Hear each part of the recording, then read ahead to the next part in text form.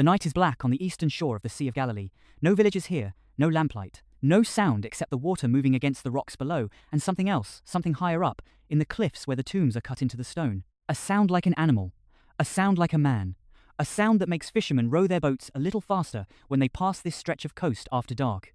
There is a man living up there. He has been there so long that the people in the nearby town of Gerasa have stopped trying to bring him back. They tried chains once, he broke them. They tried rope, he tore through it. So they left him to the tombs and the dark, and whatever it was that had taken up residence inside him.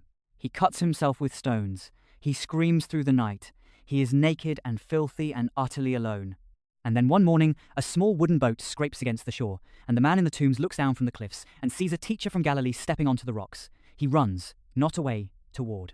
We will come back to this man, because when Jesus finally speaks to what is inside him, the answer he gets will be unlike anything else in the four Gospels. It will raise a question that nobody in Sunday school ever asks, and that question, when you sit with it long enough, will change how you read every miracle in the New Testament. But we are not there yet. First, we need to fix a word. Every English translation you have ever read uses the same one. Demon-possessed. It shows up 11 times across the Gospels, always attached to someone Jesus stops to heal. And for most of us, that word possessed carries a very specific image. A Hollywood image. Spinning heads, green light, a voice that is not the person's voice. That is not what the Greek says. The word in the original text is daimonizomai, and it does not mean possessed the way we use that word as in owned, taken over completely, the real person gone. It means something closer to being demonized, being under the influence of, afflicted by, pressed upon by. The person is still there. That matters, because in every single exorcism Jesus performs, he is not just removing something, he is restoring someone. The person underneath was never fully gone. The Jewish historian Josephus, writing in the 1st century, describes exorcisms practiced by Jewish healers of his era men who used elaborate rituals, roots, incantations, the name of Solomon, long prayers, long ceremonies. The process could take hours. Jesus never does any of that. He speaks one sentence, sometimes two, and whatever he is speaking to leaves. The Roman-era world Jesus walked through was saturated with this. Spiritual affliction was not considered unusual or metaphorical. It was considered as real as fever, as real as a broken bone. Justin Martyr, writing around AD 150, documented that exorcisms performed in the name of Jesus were happening all across the Roman Empire, in cities, in households, in public squares. He described it as one of the most visible signs that something new had entered the world, that something was exousia, the Greek word for authority. Not dynamis, which is raw power, force, energy. Exousia is positional authority, the authority of someone who has the right to give an order and expect it to be obeyed. When the crowds watched Jesus cast out demons, they did not say he was more powerful than the spirits. They said he spoke with exousia. He spoke like someone who outranked them. Here's what most people miss. He never argued with them. He never performed a ritual. He never raised his voice in fear or strain. He spoke the way a commanding officer speaks to a soldier who is standing in the wrong place. Move. And they moved. 11 times. And each time, what he found was different, and what he revealed was different, and if you line them up in order, a pattern begins to emerge that nobody who reads them as isolated miracles ever sees. Start with the one most people think they know. Mary Magdalene. She appears in all four Gospels. She is at the cross when almost everyone else has run. She is the first person at the empty tomb. She is the first human being on earth to see the risen Jesus. The early church called her Apostola Apostolorum, the apostle to the apostles, the one who carried the resurrection news to the men who would carry it to the world. And before any of that, she had 7 demons. Luke mentions it in a single clause, almost in passing Mary, called Magdalene, from whom 7 demons had gone out. No story, no scene. No explanation of when or how or what those 7 years or 7 seasons or 7 episodes look like from the inside. Luke just states it as a biographical fact, the way you might note where someone was born. But the number is not accidental. In Jewish numerology, 7 is the number of completion, of fullness. When the text says 7 demons, it is not giving you a head count. It is telling you something about the condition. This was not a partial affliction. This was comprehensive darkness, the kind that leaves no room for light, no corner of the self untouched. Whatever Mary's life looked like before Jesus found her, the text is signaling that it was as bad as it gets, and Jesus restored her completely. Not partially, not mostly. She went from 7 demons to being the first witness of the resurrection, from the fullness of darkness to the fullness of light. The woman the disciples would later dismiss when she ran to tell them they did not believe her, because her words seemed like nonsense, was the same woman who had been utterly broken and was now utterly whole. Stay with me, because the next one is even harder to look at. There is a woman in a synagogue in Luke chapter 13. She has been bent over for 18 years. She cannot straighten up. She cannot look at the sky. For nearly 2 decades, she has seen only the ground beneath her feet. the dust, the sandals of the people walking past her. Jesus sees her across the room. He does not wait for her to come to him. He calls her over. He puts his hands on her. And he says something the other exorcisms in the Gospels do not say. He says, "Woman, you are set free from your infirmity."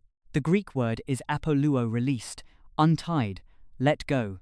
And then Luke records that she straightened up immediately and praised God. 18 years, gone in a sentence. But here is what Jesus says when the synagogue ruler objects to the healing happening on the Sabbath. He does not say she was sick. He does not say she had a disease. He says, "Should not this woman, a daughter of Abraham, whom Satan has bound for 18 long years, be set free on the Sabbath day from what bound her? Whom Satan has bound."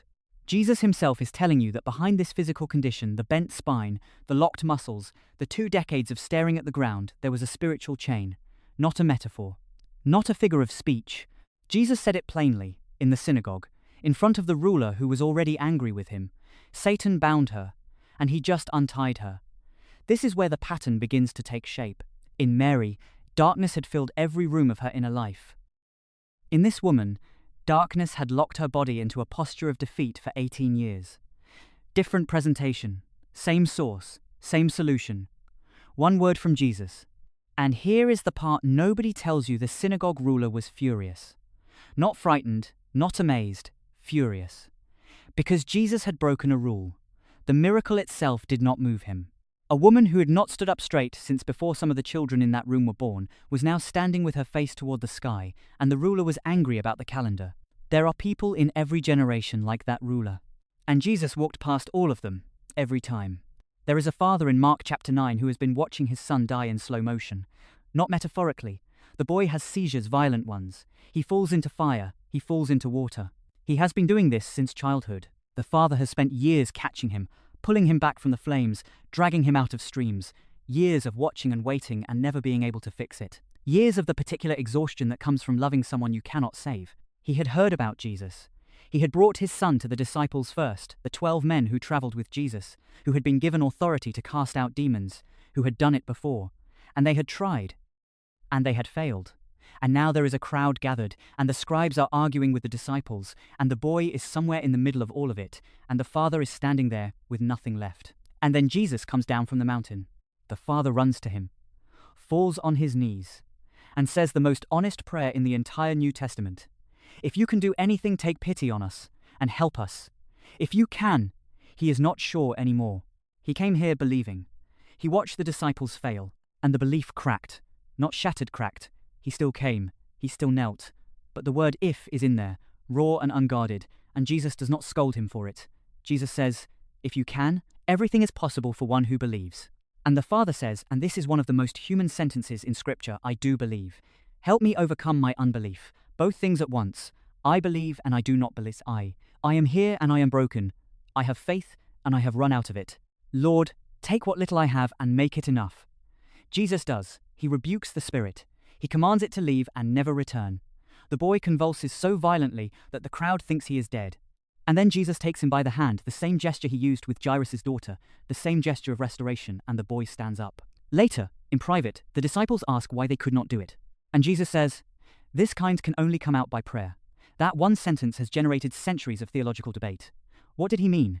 What was different about this demon? Why did the disciples' authority fail here when it had worked before? Here is one answer worth sitting with. The disciples had been given authority, but somewhere between the mountaintop and this valley, between their earlier successes and this moment, they had started operating on method rather than dependence. On technique rather than prayer. On what had worked before rather than fresh reliance on the one who gave them the authority in the first place. The authority was never theirs. It was always borrowed. And borrowed authority only flows when the connection is live. Now we come to the Syrophoenician woman. And this one is uncomfortable. It is supposed to be. A Greek woman, not Jewish, not one of the covenant people, an outsider by every religious category that mattered in first century Palestine, comes to Jesus and falls at his feet. Her daughter is home, suffering, tormented by a demon she cannot reach or help or hold still. And she begs Jesus to cast it out. And Jesus says no, not gently, not with a long explanation. He uses a word that would have stung. He says it is not right to take the children's bread and throw it to the dogs. In that culture, calling someone a dog was not a mild metaphor, it was a dismissal. The woman does not leave. She says, Even the dogs under the table eat the children's crumbs. And Jesus, and pay attention to this, because this moment is unlike any other in the Gospels, Jesus changes course. He tells her that because of her answer, the demon has left her daughter. She goes home and finds the child lying in bed, the torment over, the demon gone. This is the only exorcism in the Gospels where Jesus is argued into action. The only one. Every other time, he moves on his own initiative. He sees someone, he acts, he speaks. Here, a foreign woman with no religious standing, no covenant claim, no letter of introduction pushes back on a refusal from the Son of God and wins. What do you do with that? Some scholars believe Jesus was testing her faith, that he knew what he would do before she spoke. Others believe this was a genuine moment of expanding mission, the first signal that what he came to do was not only for Israel. Both readings are in the text. Both carry weight. But what neither reading lets you miss is this. Her persistence mattered. Her refusal to accept the first answer mattered. She came back. She held her ground. She argued not from entitlement but from desperation, and from a deep, unshakable belief that even the edge of his mercy was enough to save her daughter. It was. And now watch what happens next. Because we have been building towards something. Mary restored from 7 demons. The bent woman untied after 18 years. The boy raised from convulsions when his father's cracked faith was enough. The foreign woman who would not take no for an answer, all of them are preparation. For the man in the tombs, his name, we are never told. The text does not give him one. He is simply the man in the tombs, the man with the unclean spirit, the man no chain could hold. Mark's Gospel spends more words on his story than on any other exorcism in the New Testament. More detail, more texture, more time, because this one is different. When Jesus steps off the boat and onto the eastern shore, the man comes running from the cliffs. And Jesus speaks first. He commands the unclean spirit to come out. Standard, direct. The same exousia he has used every other time. And then something happens that happens nowhere else in the Gospels. The demon answers back, not in defiance, not in a challenge. It falls to its knees, or rather the man falls, because the man and what is inside him are tangled together in a way we cannot fully separate, and it cries out, "What do you want with me, Jesus, Son of the Most High God? In God's name, don't torture me. Son of the Most High God." The demons always know who he is.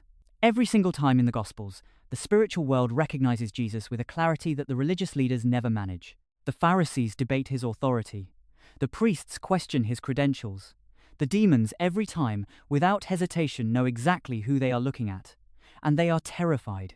Jesus asks, "What is your name?" This question has puzzled Bible readers for 2,000 years. Why does he ask? He already knows.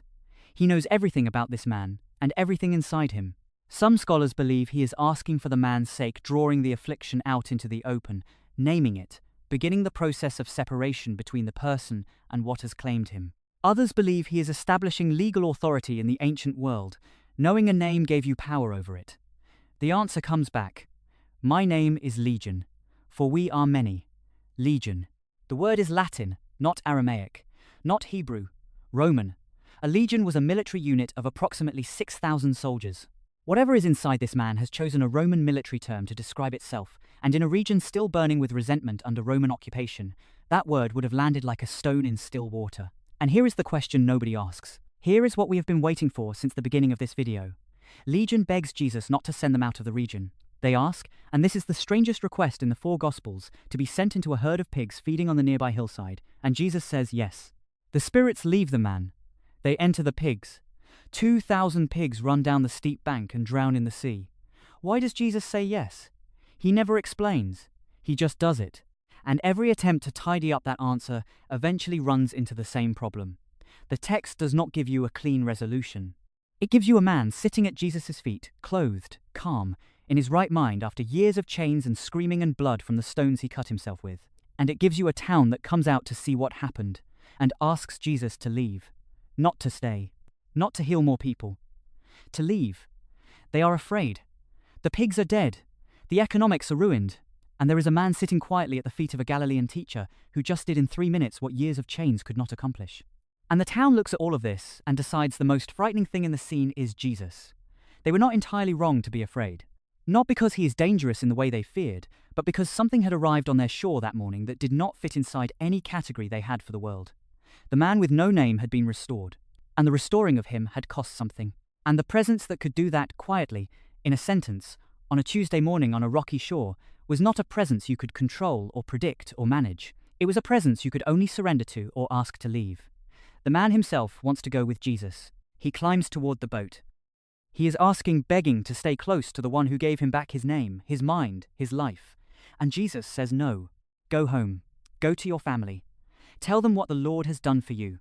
The man becomes the first missionary to the Gentiles. A man with no religious training, no theology, no credentials, just a before and an after so dramatic that no one who knew him could argue with it. He goes through the 10 cities of the Decapolis telling his story, and Mark tells us that all who heard it were amazed. Of course they were.